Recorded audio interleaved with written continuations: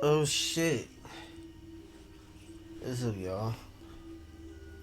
It's another OmenG's stupid scary stories from the floor. Because I don't feel like sitting in a chair to do this right now. I guess you could call it laziness. Yes. Yes. Laziness. But that's not what you all came to hear about. I don't care about one's laziness, lack of motivation. I run into a lot of people who are a lot of talk. Now, one day last week I was out walking around. Don't know why. I just felt the need to walk. So, walk I did. In the process of walking, I noticed something shining in some brush. It's a wooded area. I walked over to it. What I saw, I couldn't believe. I threw something over top of it. I looked around, to make sure nobody seen me see what I saw. But it wasn't like it was put there purposely. You get what I mean? Like it was either dropped there, like maybe whoever lived or near this wooded area might have been walking to the wooded area and dropped it, or maybe it surfaced there. Who knows how it ended up there? But whatever it was and how it got there, it was no longer important. I wanted to make sure no one saw me getting it. Okay. So after looking around and confirming that there was no one else present in the area that could see what I was doing, I picked this object up and put it in my pocket. I walked away. Nervous. Nervous. It was a strange type of nervousness. It was almost like you knew that someone knew that you had this now. Because what it was so unique and seemed very important, and definitely something that someone wouldn't just willingly leave in some brush in a small wooded area, right? So, me being the curious person that I am, I come down here and immediately whip it out of my pocket, put it down on my desk, and I look at it, just in awe of its intricate detail and design. So beautiful in its manufacturing. I knew it wasn't of Earth, or at least not of any Earth production that I was familiar with. You know what I'm saying? It was some different shit.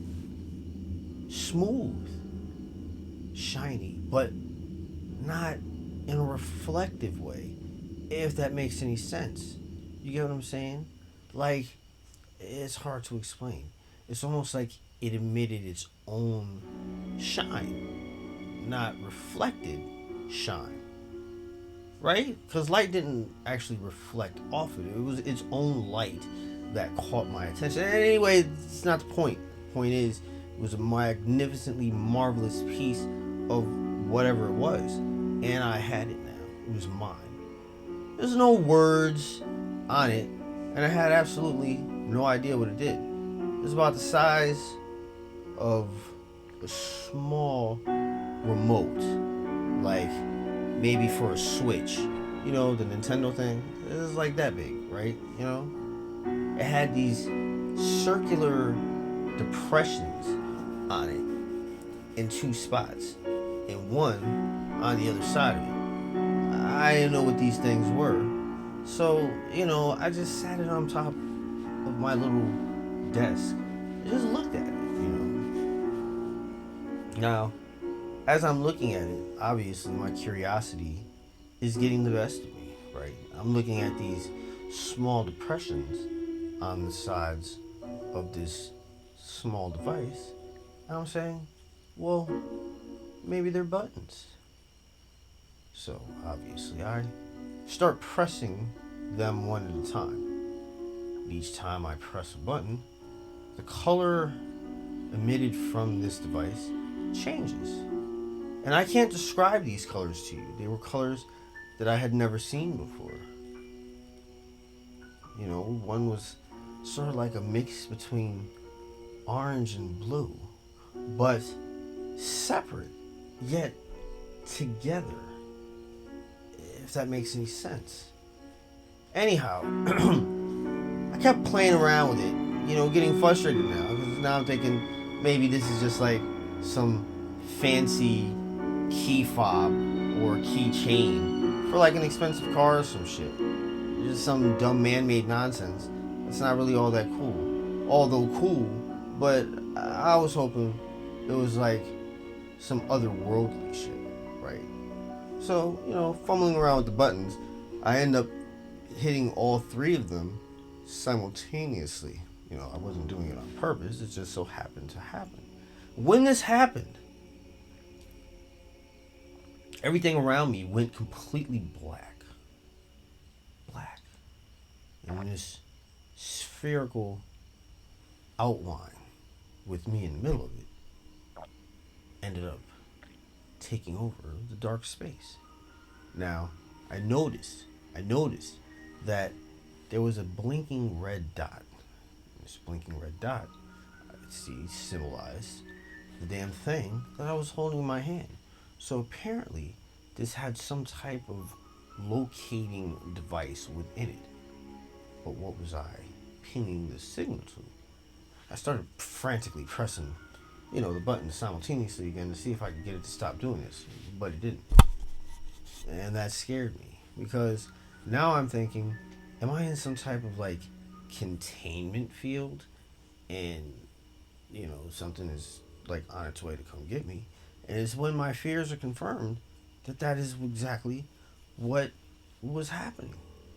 I had triggered a beacon, like a rescue beacon, because on this little outline that I see, I could see a blip moving towards the blip that I was, and it had like these weird symbols next to it that looked like they were changing, like maybe like a countdown or some shit like that.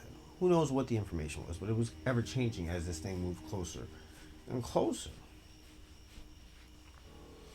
Now, there's no way for me to get out. There's no way for me to get out. I'm stuck in this black box with this globe surrounding me. And this object, obviously from space, getting closer and closer to my location. I basically did what anybody in my situation would have done. Just sat down and just waited for the inevitable to happen. Having made my peace with life as I knew it to be at that point in time, I prepared myself for something terrible to happen next. As I saw the blip that was closing in on my location finally reach me, I knew that whatever it was that was coming was there. I could hear it outside of this containment field, a faint rumble. When it stopped, a light shined brightly into this darkness. I heard someone say, "Come on, let's go." I was surprised. Stepped towards the light. When I came out, I was even more surprised. Because standing in front of me was not what I thought it should be, but instead was what I wasn't expecting it to be at all. What's that, you say? Intergalactic demons. They had heard through back channels and such that a great demon teabagging had taken place within the Earth Realm's demon realm. That they were to find out more about this character that had committed such a heinous act upon one's own kind. Now, you know, I'm like not really feeling this shit at all. There's one thing to have to deal with some realm, alternate realm shit, but now you got intergalactic, alternate realm shit, demons, over some teabagging incident. Like, I thought it was over, you know, but I guess news didn't travel to the reaches of this galaxy that they were from as fast as one would think that it would.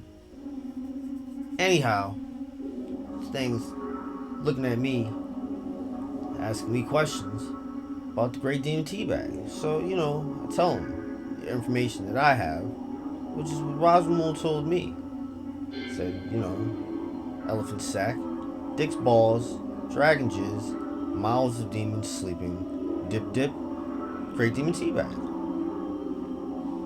Now, of course, this particular intergalactic demon wasn't satisfied with the fact that a demon who could pull off something so heinous, so undemon-like, as he said, would have simply been turned over to them and disposed of.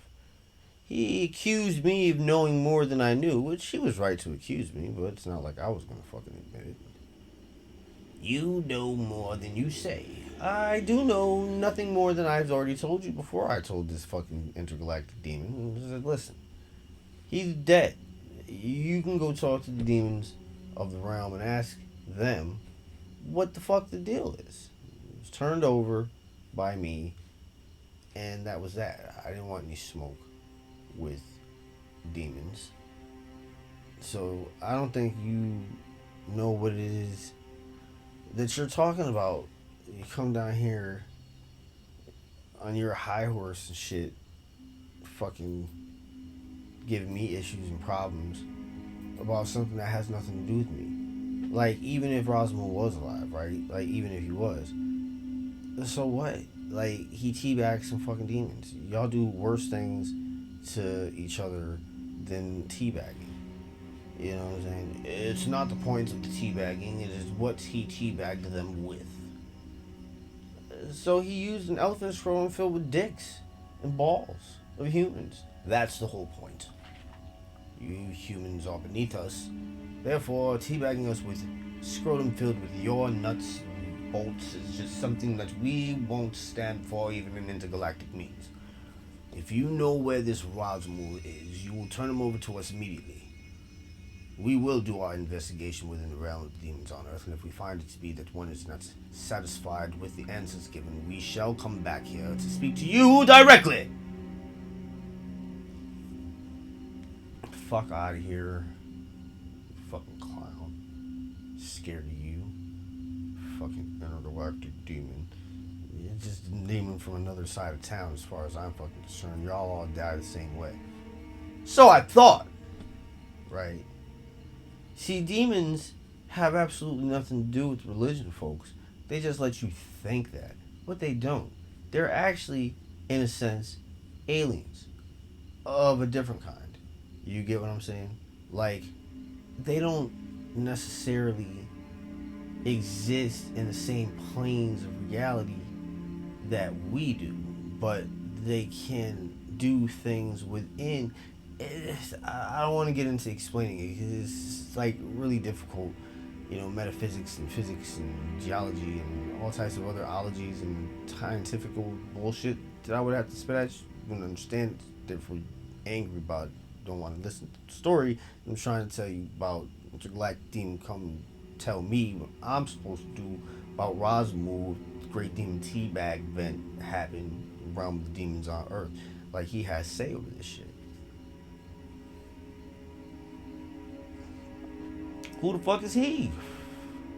Right? Who is he, like, king of all demons?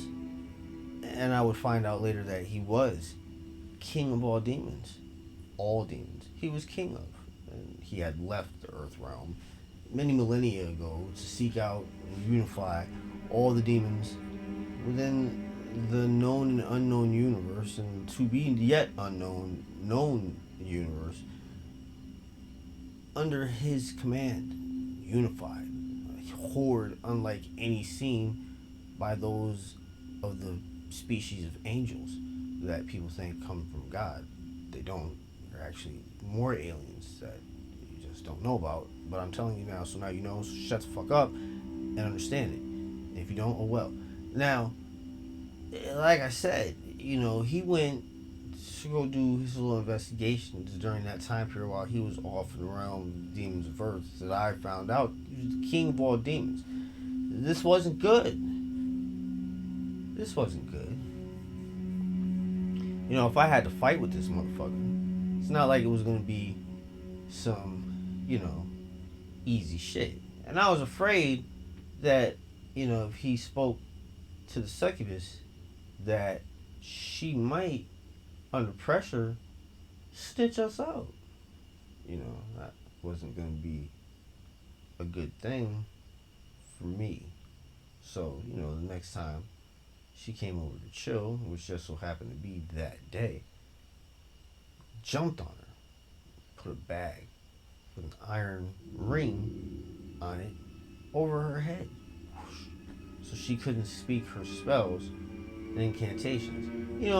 Just in case she was trying to do fucking double agent shit, wasn't gonna have that. You know what I'm saying? Wasn't gonna have that. So Roswell is like, oh my god, what the fuck are you doing, man? Jesus Christ, it's our friend Polly. She comes over here and she don't remember the Great Demon Teabag. She helped us out. I was like, yeah, well, that's the problem, Roswell. That's the problem. She didn't help us out at all. Fucking King Demons, intergalactic as he is, just told me not too long ago, pressing the button on some fucking thing I found in the fucking woods and shit, that he's coming down here after he visits the demon realm and finds out about this shit that you did. Oh, the king's back. Yeah, the king's back. Oh, good. I've got something planned for him. What are you talking about, Rosamund? What are you talking about, Rosamund? I don't have no parts to give in participation with fucking with the goddamn Demon King. Okay? Like, you've gone too far this time. And I tried to help. But this is as far as I can go with this particular thing which you're doing. Safely. I think about what's best for the children. What's best for my children is not me getting ass raped by some demon king because he finds out that I had anything to do or even knowledge of you existing after you're supposed to be dead from teabagging a whole realm of demons. Hey, listen, I'm going to tell you what's going to happen. See, this is exactly what's going to happen. Is I'm going to do what I'm going to do, and after that, everything's going to be fine. Why don't I trust you, Rosamund?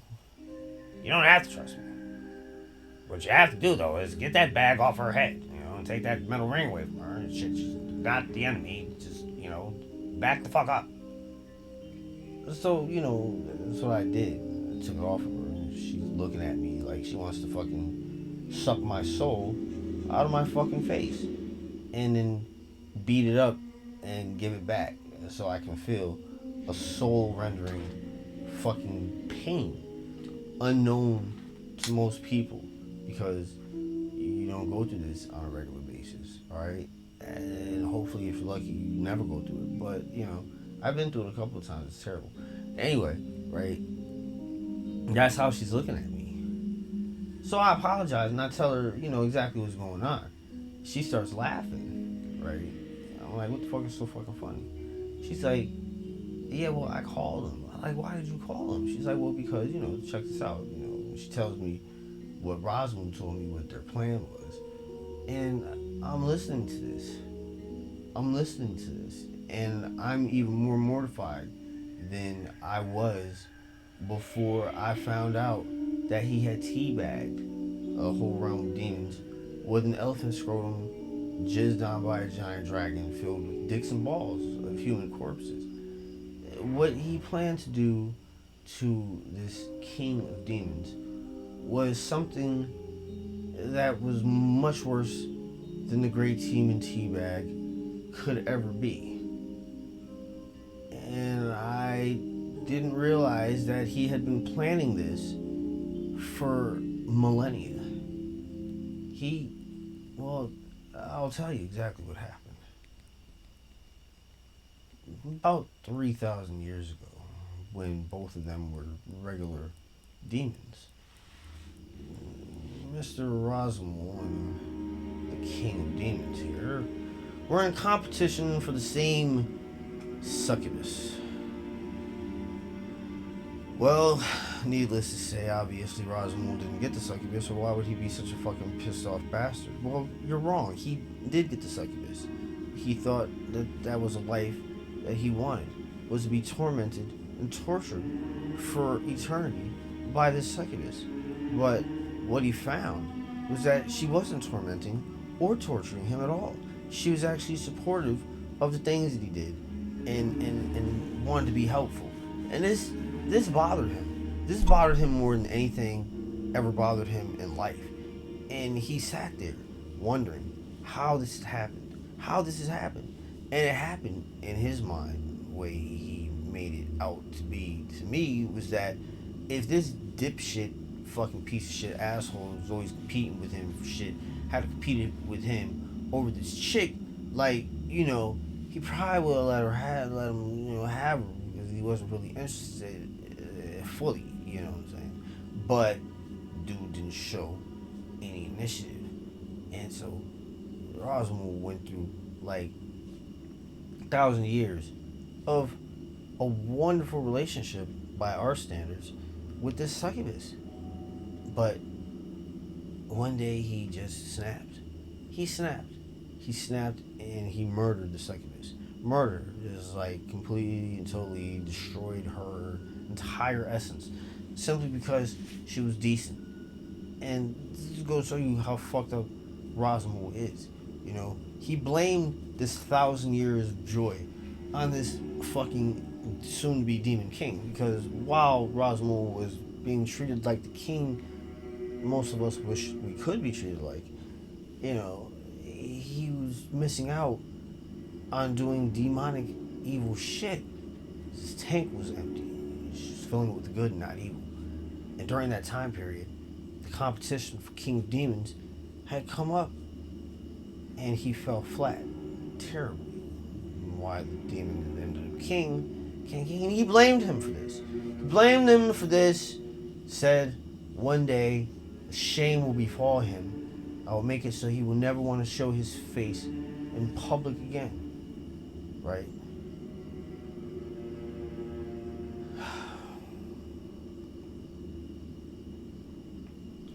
Well,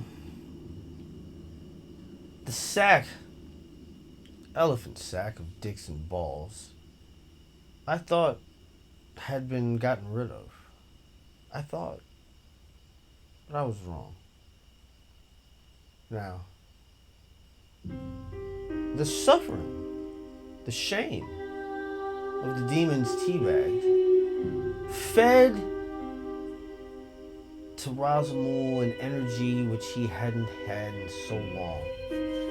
And he knew if he could bring upon a shame to the king of demons, he would have power unlike any other demons before him.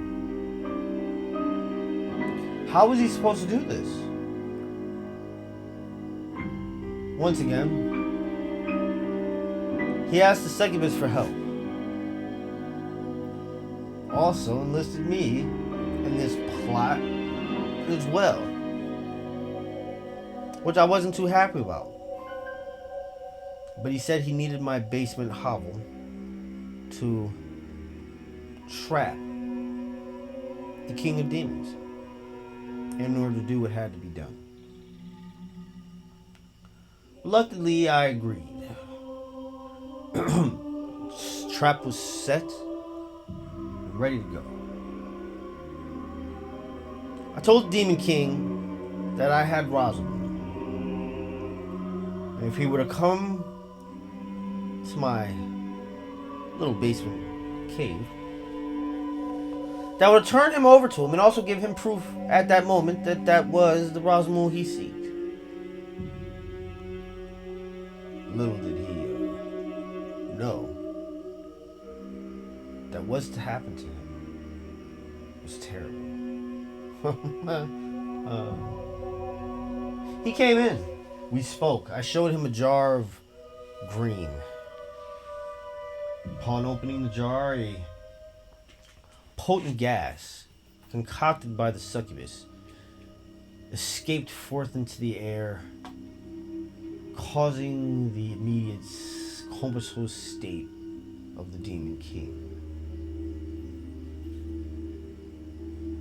As soon as his head hit the floor, Rosamund got to work. From some hidden dimensional portal bag, he pulled the nutted on sack of dicks and balls. He proceeded to sew it to the chin of the damn Demon King. It was hilarious.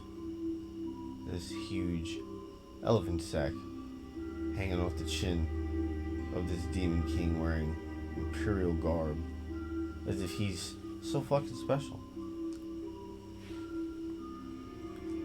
He found out just how special he was when he woke up the next day.